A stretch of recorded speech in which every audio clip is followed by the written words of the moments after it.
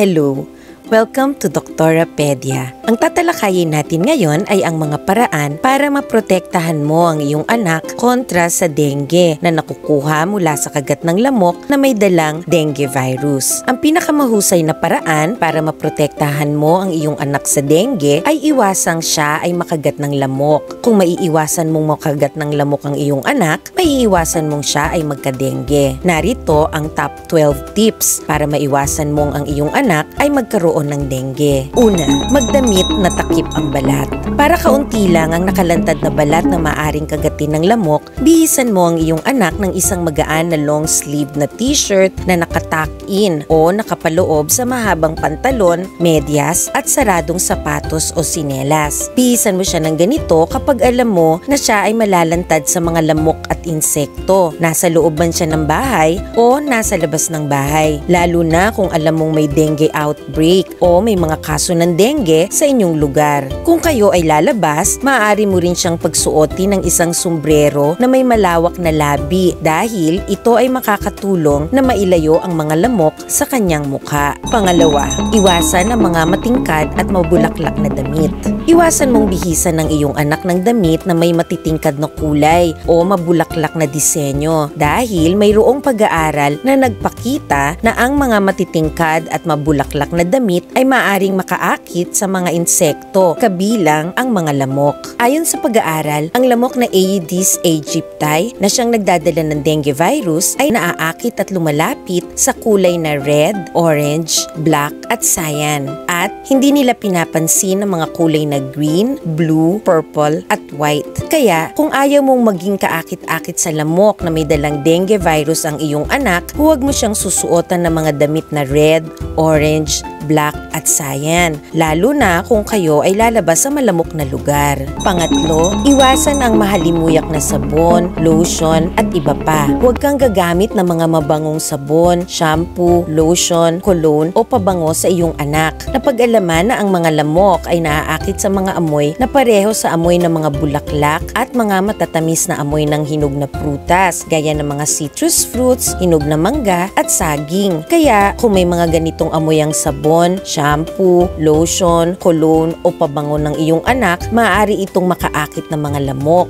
at mas mataas ang posibilidad na siya ay makagat ng lamok. Kaya mas mabuti na unscented o walang malakas na halimuyak ang mga gagamitin mong sabon, shampoo at lotion sa iyong anak. Mayroon din namang mga amoy na ayaw ng mga lamok, kabilang dito ang mga sumusunod na amoy. Bago tayo magpatuloy, paalala na ang video na ito ay para sa dagdag kaalaman lamang. Hindi ito naglalayong pumalit sa pagkonsulta, pag-examine, pag-diagnose at paggamot ng isang doktor. Magkonsulta sa inyong doktor tungkol sa kalagayan ng iyong anak. Kabilang sa mga amoy na nakitang ayaw ng mga lamok ay ang amoy ng peppermint, citronella at lavender. Ang pagtatanim ng mga halamang ito ay maaaring makatulong sa pagtaboy ng mga lamok sa inyong bahay. Pero bagamat ang mga amoy na ito ay ayaw ng mga lamok at maaaring makabawas sa paglapit ng mga lamok, hindi sapat na paraan sa pag-iwas ng kagat ng lamok ang paggamit ng mga essential oils o iba pang produktong mayroong mga ganitong amoy. Kaya ang pang-apat na tip ay ang paggamit ng insect repellent na napatunayan sa mga pag-aaral na epektibo at ligtas kontra sa mga lamok, kabilang ang lamok na nagdudulot ng dengue. Ang mga insect repellent ay hindi pumapatay ng mga lamok at insekto, pero itinataboy ng mga insect repellent ang mga lamok at insekto palayo sa iyong anak. Kabilang sa mga aprobadong insect repellent na napatunayang epektibo at ligtas para sa mga baby at bata ay ang mga produktong mayroong DEET, picaridin at oil of lemon eucalyptus. Ang mga ito ay tinalakay sa isang naunang video. Tinalakay din sa video na ito ang tungkol sa mga natural insect repellent, pati na rin ang mga iba't ibang produkto na ibinibenta bilang insect repellent na hindi naman napatunayang epektibo sa pagtaboy ng mga lamok at insekto. Kung ikaw ay nag-aalala sa kalusugan ng iyong anak, gaya halimbawa kung ikaw ay nakatira sa lugar na malamok o pupunta sa lugar na malamok at maraming nagkakadengge, dapat ay manigurado ka na at gumamit ng insect repellent na aprobadong epektibo. Kaya mas mabuting panoorin mo ang video na ito para malaman mo kung paano pumili ng tamang insect repellent para sa iyong anak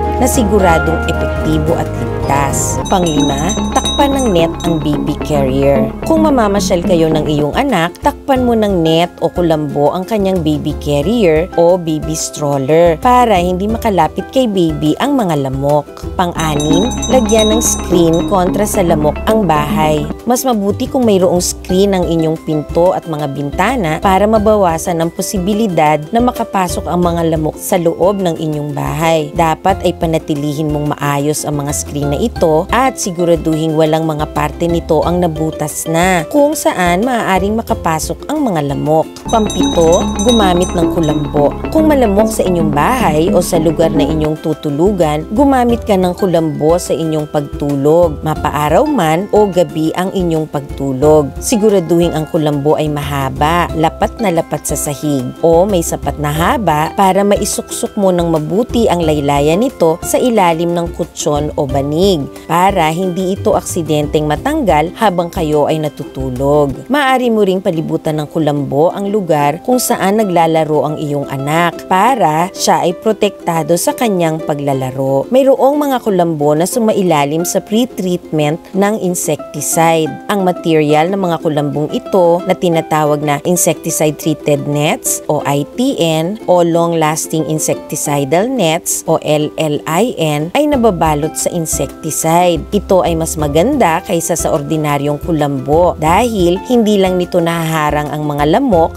lamok na didikit sa kulambo ay namamatay dahil sa insecticide. Ang mga insecticide treated nets o long-lasting insecticidal nets ay dati na rin ginamit sa iba't ibang lugar sa Pilipinas bilang kurtina sa mga bintana at pinto ng mga paaralan para maiwasan ng dengue sa paaralan. Pangwalo, gumamit ng ventilador. Ang hangin galing sa ventilador ay maaaring makapagtaboy ng mga insekto gaya ng mga lamok. Mas malakas ang hangin galing sa ventilador, mas mahihirapang makalipad papunta sa inyo ang mga lamok. Kaya halimbawa kung kayo ay kakain sa labas ng bahay, maaari kang gumamit ng ventilador para maitaboy ang mga lamok at insekto palayo sa inyo. Pangsyam, linisin ang paligid. Huwag mong hayaang mayroong mga nakatambak na basura sa inyong paligid dahil ang mga ito ay maaaring pamahayan ng mga lamok. Dapat ay mayroon kayong basurahan na may takip para hindi mapahayan ng lamok at kailangang itapon ang laman ng inyong basurahan ng regular.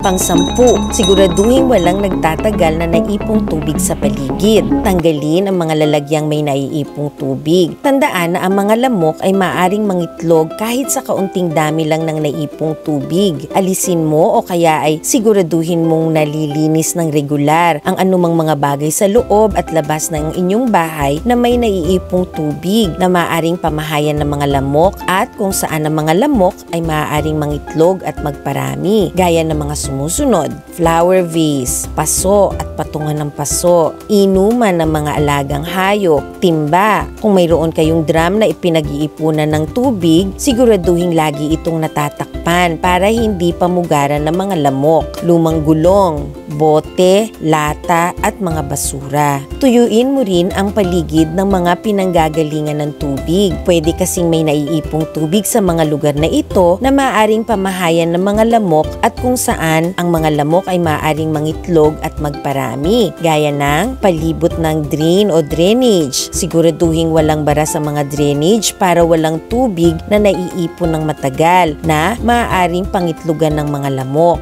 Palibot ng lababo, palibot ng gripo o poso, palibot ng bathtub o swimming pool. Tingnan mo kung may nabiyak na ng mga tiles sa palibot ng mga ito na maaaring magkaroon ng mga naipong tubig na maaaring pangitlugan ng lamok. At syempre, dapat mong linisin ang mga kanal sa paligid. Pang-11, umiwas sa mga lugar na umaakit sa mga lamok. Kung malaki na ang iyong anak at siya ay lumalabas ng inyong bahay mag-isa, sabihan mo siya na iwasan ang mga lugar na umaakit ng mga lumilipad na insekto gaya ng lamok, gaya halimbawa ng mga basurahan, mga naipong tubig at mga garden o lugar na maraming bulaklak.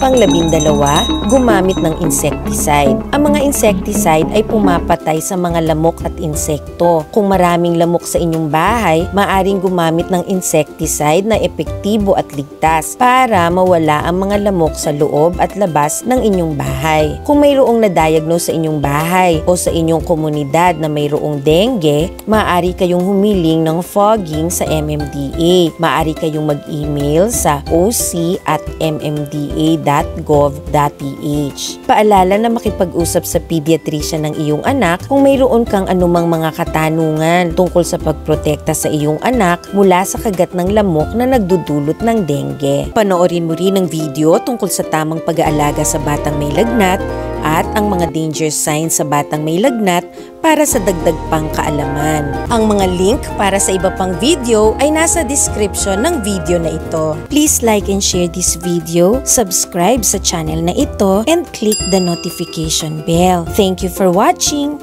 and see you sa next video.